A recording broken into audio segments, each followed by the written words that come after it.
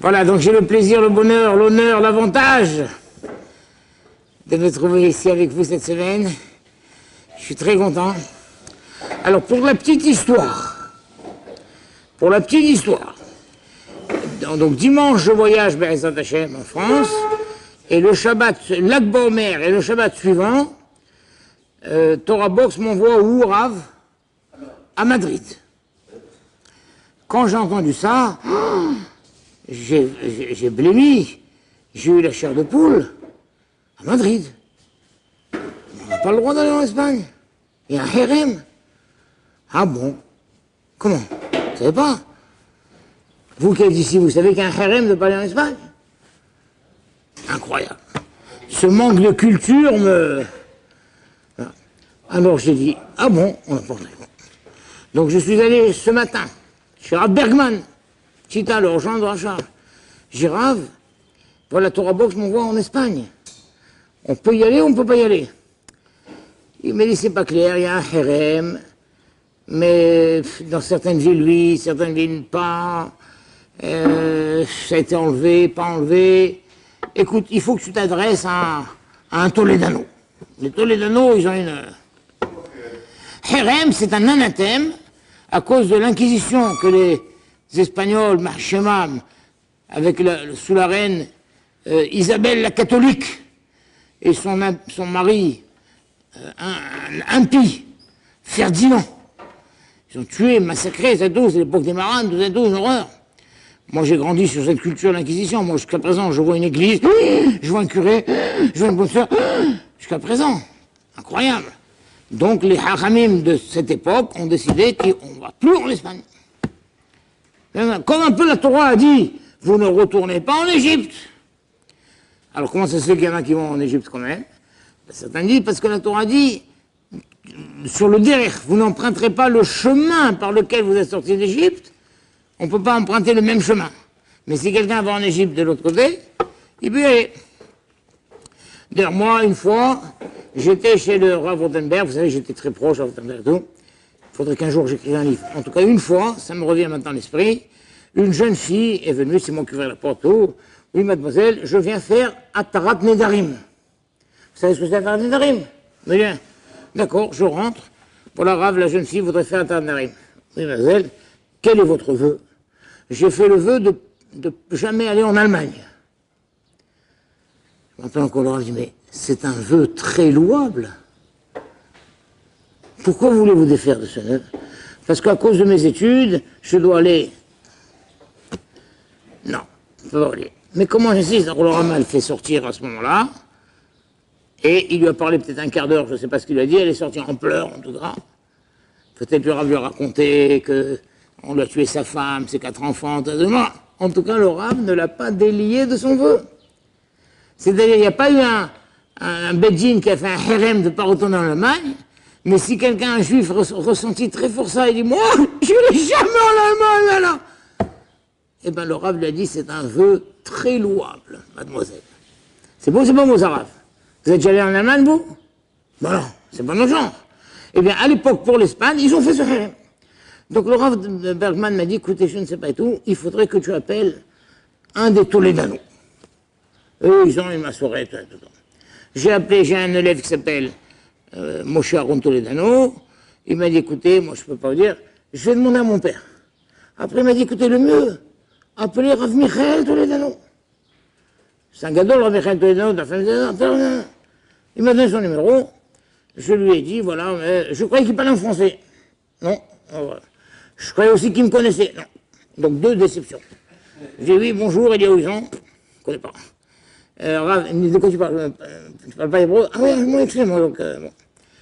Donc j'ai dit, Rav, est-ce qu'on peut aller en Espagne? Bien sûr que non. Bien sûr que non. Mais pourquoi tu veux aller en Espagne? Parce que je travaille à Torah Box et tout, et Torah Box m'envoie. Là-bas, il y a des étudiants français qui vont faire leurs études dentaires et tout.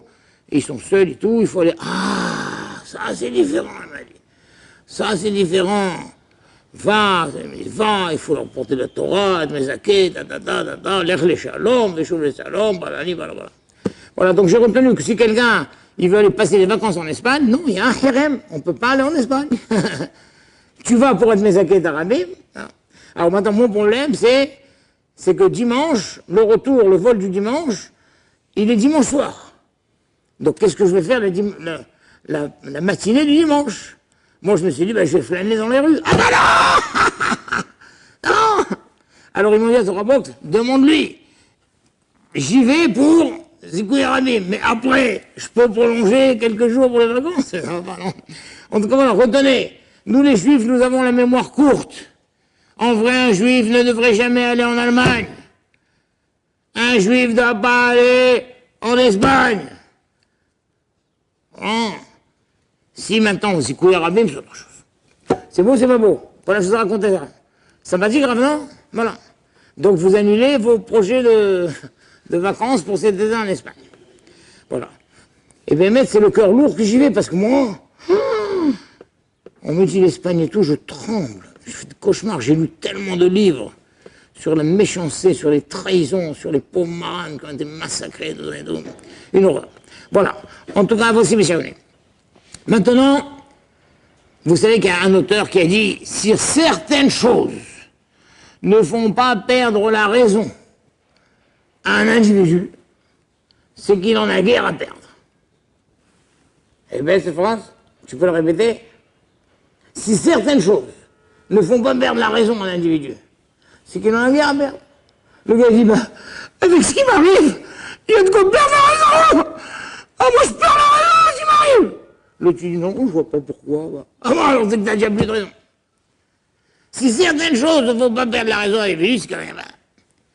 Alors on se demande comment Rabbi Akiva n'a-t-il pas perdu la raison? 24 000 élèves, pas des petits élèves, des Tanaïm. 24 000 Tanaïm. Chaque Tana pouvait faire Tayat Abetim. L'œuvre de sa vie. Pendant 24 ans, il n'était pas chez lui, il a abandonné sa famille. Il a œuvré pour livrer au monde 24 000 Tanaïm qui vont révolutionner le monde de Torah. Et en 33 jours, ils meurent les uns après les autres. 24 000 divisé par 33, c'est-à-dire il y avait plus de 800 morts par jour. 800 morts, je ne sais même pas s'il réussissait à aller à chaque lévaïa, le pauvre avec 800 morts par jour. Toute l'œuvre de sa vie s'est effondrée.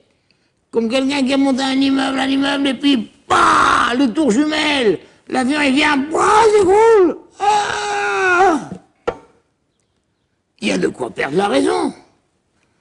Et pourtant, Rabbi Akiva n'a pas perdu la raison. Il est allé chez Rabbonet de Rome, il savait qu'il y avait encore quelques jeunes étudiants brillants là-bas. Il est allé, il les a réunis, il dit, allez, on recommence à zéro. Et on y va. Et avec ces 5 étudiants, il a rempli tout les restes de Torah. Comment il a pu te lire? Et on voit que parmi ces étudiants, il y en avait un, Rabbi Shimon bar Yochai.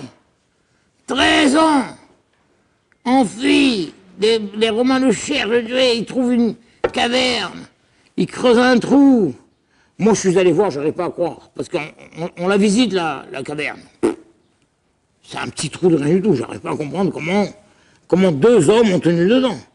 Creuse un trou, là-bas, 13 ans. Hein? Quand il ressort, Rabbi Ben Yair veut le soigner, il avait la peau remplie de plaies, de choses. Quand tu mettais la pommade, il pleurait, et les larmes lui faisaient sauter en l'air de douleur. Comment des gens comme ça ont tenu? Comment ils ont tenu?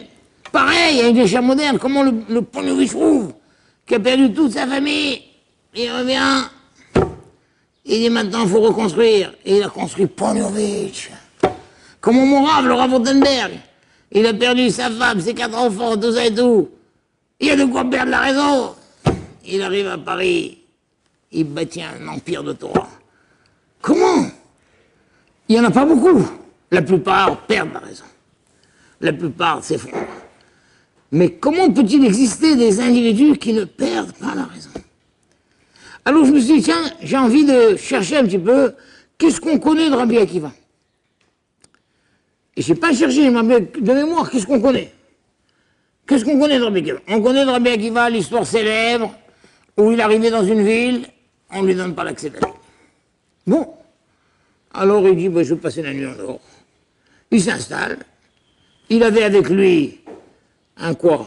Un coq pour le réveiller, un âne sur lequel il montait de temps en temps, et une torche qu'il allumait. Donc il n'y avait pas de vent.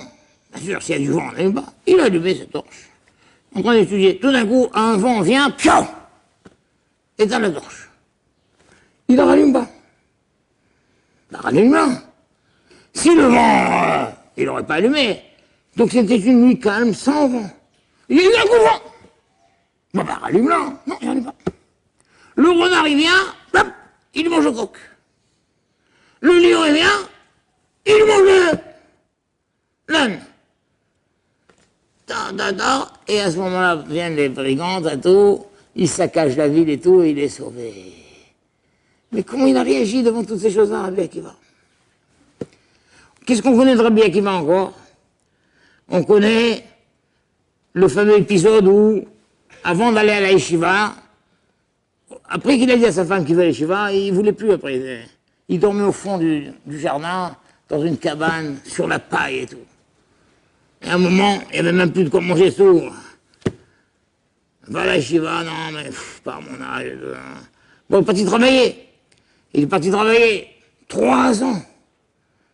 Au bout de 3 ans, il a dit à son maître, maître, il est temps que je rentre chez moi, j'ai essayé un fat, tout ça et tout. Payez-moi mon salaire. J'ai pas un sou. Petit pain. Bon, alors donnez-moi, il y a des troupeaux ici, donnez-moi quelques bêtes. Ils sont pas à moi. Donnez-moi ça. Il rentre après 3 ans les mains vides. Sa femme lui dit, tu as amené rien. Il s'effondre pas. La vie continue. Après la fête, son patron, il arrive, il a dit, voilà. Et qu'est-ce que tu as pensé quand je t'ai dit non? J'ai pensé que vous avez fait un éder de donner tout au Beth Amikdash, il fallait vous détacher. Il s'est pas effondré. Qu'est-ce qu'on connaît encore de Rabbi Akiva? Quand il y avait le marloquette entre Rabban Gamliel et Rabbi Yoshua, le compte de Yom Kippour. Rabban Gamliel avait son compte, Rabbi Yoshua il a un autre compte. Rabban Gamliel lui a dit, le jour que tu as calculé comme étant Yom Kippour, tu viens avec ton bâton et ta bourse. Waouh! Rabbi Akiva va rendre visite à Rabbi Yoshua, il le trouve effondré. Effondré. Il dit, Rav, comment ça va? Mais je sais que j'ai raison! Comment? Yom Kippour, il m'oblige à aller avec mon bâton et ma bourse. Mais j'ai raison, c'est lui qui se trompe, j'ai raison. Qu'est-ce que Rabbi Akiva lui dit? Rabbi, tu m'as appris que c'est le Beddin qui décide. Même si le Beddin a tort. Lui, c'est le Beddin. C'est vrai que tu as raison, mais lui, c'est le Beddin. Il faut se soumettre au Beddin. Rabbi, vas-y. Tu sortiras grandi de ça. Il y va. Qu'est-ce qu'on a encore de Rabbi Akiva que j'ai trouvé comme histoire là? Ah! La fameuse histoire! Il sort à la fin de ma côte. Ils vont sur les ruines du Kotel et ils voient le renard. Les rabbanines pleurent et lui il rigole. Comment tu pleures pas? Pourquoi tu rigoles? Mais non, il y a 2 prophéties. Tout le temps, la première prophétie s'est pas faite. Maintenant que la première prophétie, elle s'est faite. Alors maintenant on attend la deuxième prophétie qui parle de la Géoula. Donc c'est le même Rabbi Akiva. Il ne s'effondre pas quoi qu'il arrive. Qu'est-ce qu'on a encore sur Rabbi Akiva? Qu'est-ce qu'il doit y avoir? Il y a encore plein de Ban Nassim. Ah! On le tue! Les Romains le tuent! Il lui écorche la peau, Dado, il est là! Les élèves disent Rabbi! Je sais pas comment! Il dit mais toute ma vie j'ai entendu ça! Tu aimeras Hachem de toute ton âme! Il me prend mon âme maintenant c'est le moment! C'est maintenant que je vais râler! C'est beau, est-ce que vous avez d'autres... Oh! Tu vois, Rabbi, il y a la pluie, il y a la sécheresse. Rabbi Lézer, il fait les filotes et tout ça, tout le Seder Ta'anit, la pluie ne vient pas. Rabbi Akiva, il va dire Hachem, ton peuple a besoin, t'as pas dit, la pluie vient. Et parce qu'on dit, c'est pas que lui, il est plus grand que lui. Mais lui, il n'est pas Ma'avi al-Mitotaf, lui, il est Ma'avi al-Mitotaf. Ça veut dire quoi, ça? Comprenez? Il y a encore plein d'histoires sur moi, sur Rabbi Akiva. Tout. Je vais vous dire une chose. Chacun, la première chose que quelqu'un veut de sa vie, c'est donner un sens à sa vie. Donner un sens à sa vie. Le pire, c'est quand quelqu'un arrive à l'âge de 50 ans, il voit un petit peu en arrière et il dit « ma vie n'a pas de sens ». J'étais en France il y a quelque temps, une fois après le cours, une dame est venue, m'a dit « ah, votre cours tombe bien avant ». Justement, ce vendredi soir, à table, mon mari, dentiste, millionnaire, tout ce que tu veux là, en plein repas, il a dit « ma vie n'a aucun sens ». C'est la pire des choses que ma vie n'a aucun sens. Un homme, il cherche le bonheur, il cherche la richesse, mais il cherche un sens à sa vie. Le pire, c'est d'arriver à un moment et de dire « j'ai mené une vie qui n'avait aucun sens ». Tu comprends? Alors nous croyons que le sens, qu'est-ce qui donne un sens à la vie? La réussite, le succès, le plaisir. C'est vrai, bien sûr. Ma vie a un sens, mais il y a quelque chose que les gens oublient, c'est que la souffrance aussi donne un sens à la vie. Et plus que ça, souvent la souffrance donne un sens encore plus profond à la vie. Dernièrement, j'étais dans une lévaïa d'une jeune femme, peut-être de 50 ans, qui est morte et tout. Elle était milliardaire, tout ce que tu veux, blablabla.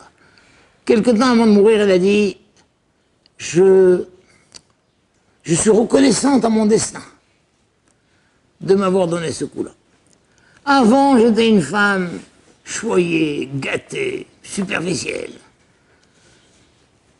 Ce coup-là m'a permis d'avoir un sens plus profond à ma vie et j'ai atteint un niveau spirituel que je n'aurais pas atteint. Incroyable, ça. En vrai, il faut savoir qu'une vie sans souffrance est une vie incomplète. Les souffrances font partie de la vie.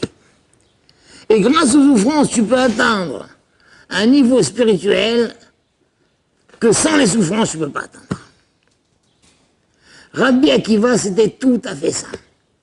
Quelle souffrance il a eu. 24 000 élèves. Ah. Quelle tragédie. Mais il faut transformer cette tragédie en victoire. Cette tragédie, on va la transformer en victoire. Je vais maintenant aller au sud, ramasser les quelques élèves qu'il y a et on va remplir la Torah des Israël.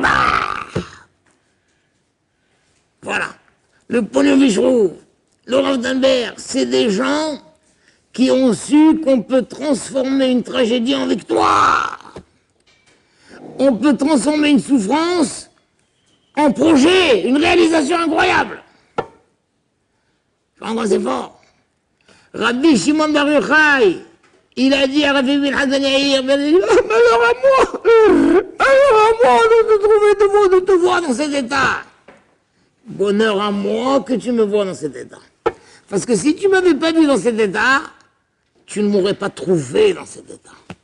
Avant, lui posait des questions, lui répondait. Maintenant, c'est tout le contraire.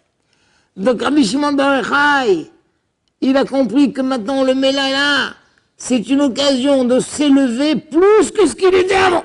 Vous comprenez comme c'est fort? Tu m'aurais jamais trouvé dans ce matin.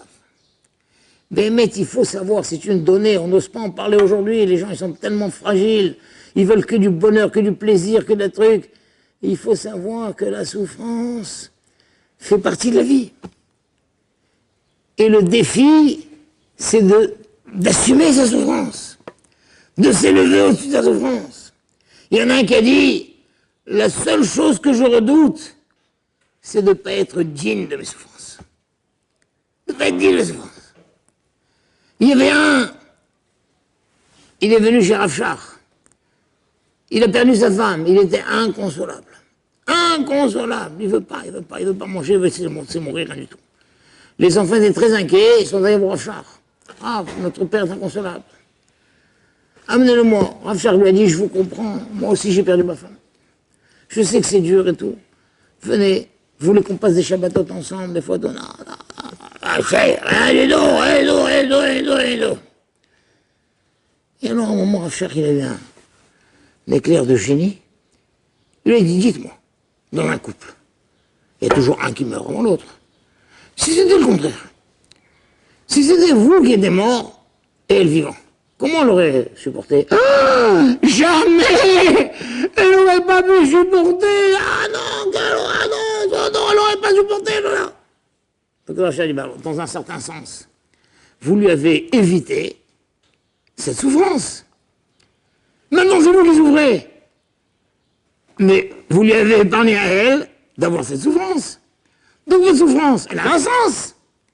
Elle a un sens, votre souffrance, puisque vous l'épargnez à votre femme. Il a voyé Rav Shach, il n'a rien dit. Il s'est levé et c'est un autre. C'est comme c'est fort, hein?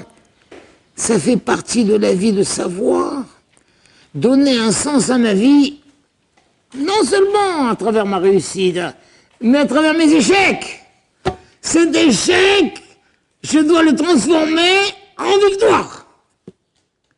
C'est ça qu'il lui a dit à Rabbi Yoshua. Rav, maintenant c'est une souffrance terrible. C'est toi qui as raison. Le compte, c'est le tien. Mais le fait est que c'est le Bédine qui décide. Transforme cette tragédie en victoire. Vas-y, soumets-toi. Tu sortiras grandir de ça. Bravo, ça. C'est un échec pour moi maintenant, mais c'est une victoire. Parce que je vais reconnaître publiquement que c'est le Bédine qui a raison. C'est beau, c'est pas beau. Rav, maintenant, mais c'est mieux, non? Et c'est le même Rabbi Akiva. Maintenant, ils sont en train de le tuer. Mais je peux mourir inutilement, mais je peux transformer cette mort en victoire. C'est le summum de ma vie.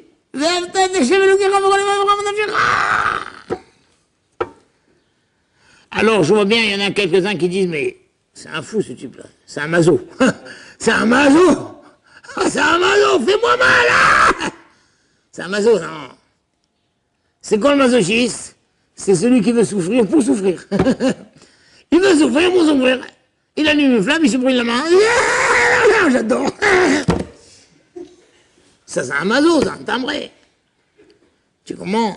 Mais celui qui a une souffrance et qui, au lieu de s'effondrer, trouve un sens à sa souffrance. Oh, ma mère allait à Shalom.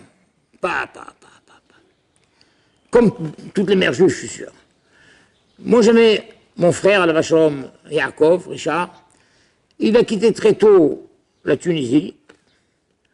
Et mes parents l'ont envoyé à Marseille à l'école, je sais pas pourquoi. Et alors, donc, ils te compte une mère tunisienne. Son fils est à Marseille.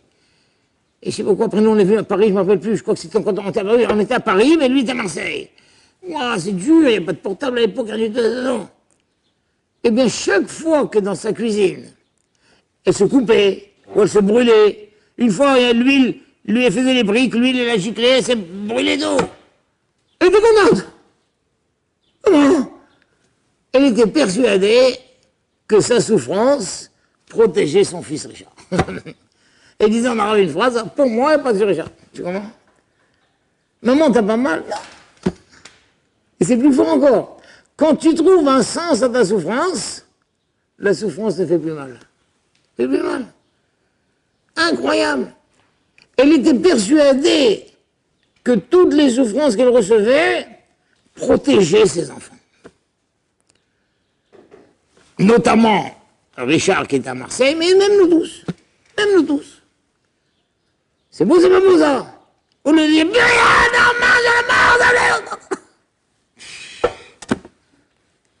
transforme ta tragédie en victoire. Le gars dit, je vis une tragédie. Ben, tu peux t'effondrer, mais tu peux la transformer en victoire. Ah. tu peux, à travers ta tragédie, réaliser des choses immenses. Pareil, quand les deux rabbinim, ils ont pleuré, et lui, il a rigolé. Mais il n'a pas rigolé. Il a pleuré, il a pleuré. Il a pleuré. Mais après qu'il a pleuré, non, on ne va pas rester dans cette tragédie. Il a souri. Quoi? Mais cette tragédie que nous vivons, le Khurban Beth Amikdash, avec le renard qui sort du Kodesh à Kodashim. Mais c'est merveilleux. C'est la première prophétie qui donne maintenant l'ouverture à la deuxième prophétie. Tu as compris? C'est beau, Sarah, ça vous plaît ou non? Pas qu'il a rigolé, on a pas rigolé. Bien sûr qu'il a pleuré. Mais les autres se sont enfermés dans leurs pleurs, et lui, il a... Transformons cette tragédie en espoir. Transformons cette tragédie en espoir. Incroyable. Mais il faut savoir, les souffrances sont tellement parties de la vie que certains allaient jusqu'à appeler les souffrances. Qui nous trouvons qui appelait les souffrances? Ahad el-Riaï. Rabbi Eliezer ben Shimon. Rabbi Eliezer ben Shimon, le soir, il disait, mes amis, venez!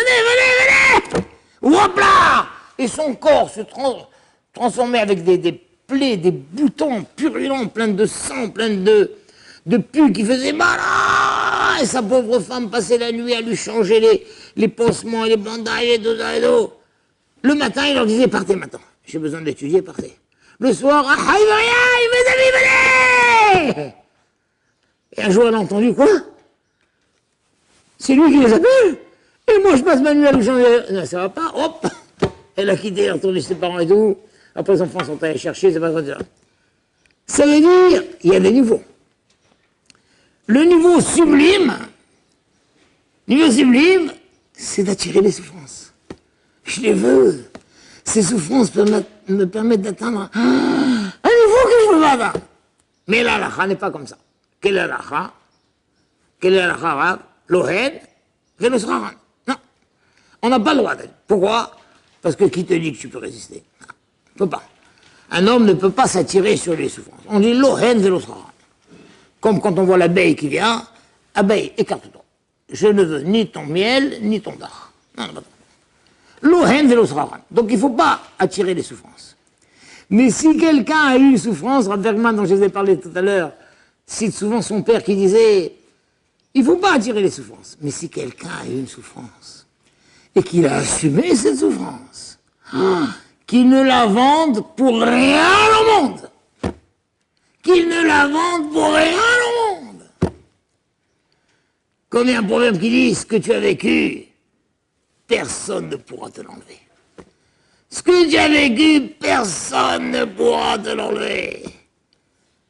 Ah là là là là. Et donc, Béhémet, il y a des niveaux, ce qu'on appelle les souris. La mode Béhissourim. Le pire, c'est être Boed Béhissourim. Le gars qui donne un coup de pied à ses souris.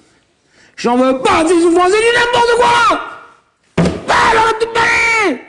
Il faut! T'étais où pendant la Shoah? C'est quoi ça? Je crois plus rien! Boed Béhissourim. Le niveau moyen, c'est d'être Mekabel Issourim. Un niveau un peu supérieur, être Mekabel même Bessima. Mais ça ne suffit pas. Le Rav Rothenberg nous disait que quand il y avait la guerre de Amalek, il levait, quand mon cher Rabbeinu levait les mains, il y avait la victoire. Quand il baissait les mains, il y avait la perte. C'est quoi? Vechiyadav shel Moshe, osod milchama, osod milchama. Quoi, c'est les mains de Moshe qui font la guerre? Non. Quand il levait les mains, alors les Juifs, Mistaklim, clapez pas là. Ou les Chavdim mettent les pommes. Ils regardaient vers le ciel, et ils soumettaient leur cœur, et ils gagnaient. Donc le Rav Rothenberg disait, c'est quoi ces deux niveaux? C'est quoi ces deux niveaux? Regarder vers le ciel et soumettre son cœur. Il dit, parce qu'un homme, la plupart du temps, quand il a une épreuve, il se dit, non, je ne veux pas rejeter l'épreuve, je suis Mekabel, il est Mekabel. Mais au fond de lui, il se dit, c'est un coup pour rien. Hachem, tu m'as donné un coup pour rien pour me tester, voilà, j'ai résisté. Non, ça ne suffit pas.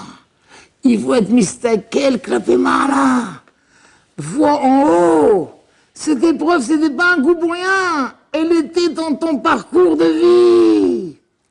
Dans ton parcours, dans ton programme, dans ton ADN, je sais pas quoi. Elle fait partie. Hachem, j'accepte. Pas un coup pour rien pour me tester. Parce que j'ai confiance que dans mon programme, ça fait partie. Ça fait partie. Dans mon programme, il y a des choses agréables, des choses bonnes agréables, mais tout ça, c'est dans mon programme. Mais ça clime fait mal, là. Un juif doit savoir que quoi qu'il lui arrive, ses succès et ses échecs, ses réussites et ses difficultés, tout ça, ça fait partie de son programme. Et quand il y a un succès, il doit être heureux et être anav et ne pas se monter la tête et tout. Et quand il y a un échec, il doit dire, voilà, cet échec, il est pour me faire grandir plus que parce que j'aurais grandi avec le succès. Et je suis Mekabel, ça fait partie de mon programme. C'est une chose extraordinaire, ça. Mais c'est la clim que fait mal, là. Et ça, c'était tout Rabbi Akiva. Tout Rabbi Akiva. Mais ça fait de la peine de citer dans une yeshiva, mais j'ai demandé une fois à quelqu'un, est-ce qu'on peut citer Nietzsche, ce philosophe allemand et tout. Alors un Talmid Chacham m'a dit on peut, il avait des choses. Une des grandes phrases de Nietzsche, c'est quoi? Ce qui ne m'anéantit pas me rend plus fort. Le gars, il a, Rabbi Akiva, il peut être effondré.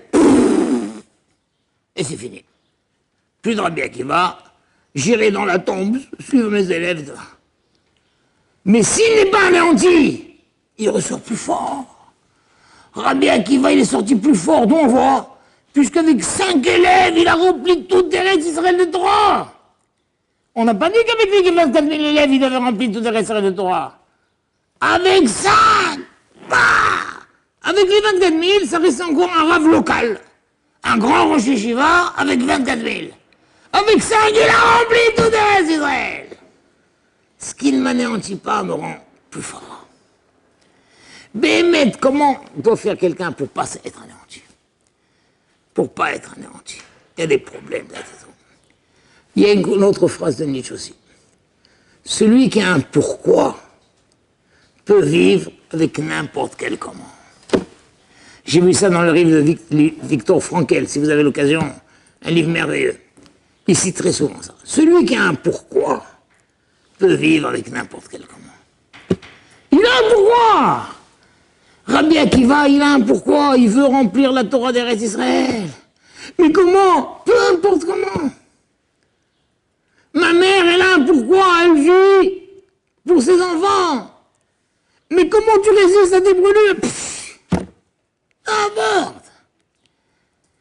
La véritable raison pour laquelle les gens s'effondrent, c'est que quand ils s'effondrent, leur pourquoi s'effondre. Mais si le pourquoi, il est là, alors peu importe. Je sais pourquoi je vis. Je sais pourquoi je vis. D'accord, mais comment tu vis? Peu importe. Celui qui a un pourquoi peut vivre avec n'importe quel comment.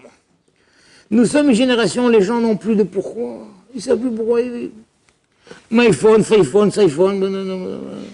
Le iPhone, il tombe, il est en panne. Qui est mort? L'iPhone, il est mort, il est tombé en panne. Toute sa vie, c'est son iPhone. C'est son pourquoi. Sa voiture tombe en panne. Pourquoi? Parce que sa vie, c'est son pourquoi. Mais non, la vie, c'est la voiture, c'est le comment. Mais c'est quoi ton pourquoi? Pourquoi tu vis? C'est quoi ton pourquoi? Et chacun doit avoir un pourquoi. Une maman, elle peut vivre pour ses enfants. Un Rosh Yeshiva, il vit pour ses élèves. Quelqu'un qui écrit un livre, il vit pour son livre. Moi, je veux écrire un livre. Je veux écrire un livre. Je sais pourquoi. Je sais pourquoi je vis. Chacun a un pourquoi. Donc, tous ces gens-là, Rabbi Akiva, Rabbi Shimon Bar Yochai, le Polovitch Rouv, le Rav Rothenberg, ils avaient un pourquoi. Celui qui a un pourquoi fort et puissant, il peut vivre avec n'importe quel comment.